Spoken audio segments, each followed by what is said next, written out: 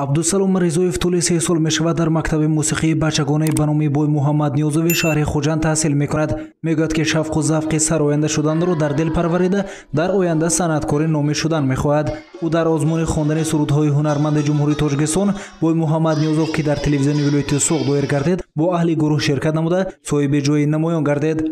آینده من سراینده و نوازنده شدن میخواهم. ای ریخت سودای تو خونی دل ما را به هیچ گناهه، بنوازدم خسته شمشیر جفا را باره به نگاهه. مکتب موسیقی بچگانه به نام بوی محمد نیازوف سال 1965 فعالیتش را آغاز نموده است. امروز 168 نفر نورسان در دو بست به تحصیل فرا گرفته شدند. در یک گروه از 16 تا 20 نفر کودکان سنشان از 10 تا 12 ساله تحصیل نموده نوزیک‌های سرآیندگی و نوازندگی را می‌آموزند. ارگش با یوسف جانوف علوچی فرهنگ جمهوری تاجیکستان بوده در مکتب بچگانه به نام بوی محمد نیازوف درس میگوید. او در صحبت افزود که برای کودکان و نورسان زیاد از 25 نفر آموزگاران درس گفته نوزیک‌های کسب سرآیندگی و نوازندگی را می‌آموزانند. ساز گیتار هایند، گیتار نوازو هستند، اینجا رباب نوازو هستند، سرآیندگی هست، رقاصان هم هستند، پیانین هست،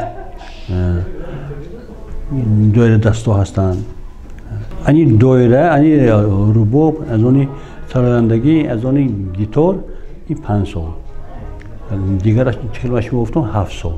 واسه سازی مشکل‌تر برای 7 سال تحصیل میکنن. پس از ختم مکتب موسیقی بچگانه به نام بوی محمد نیازوف نورسان صاحب شهادتنامه گردیده امکان تحصیل او را در کالج صنعت پیدا میکنند. شاگردان این بارگاه تعلیمی در همه چهاربینی‌های سطح جمهوری و ولایتی شرکت می‌ورزند.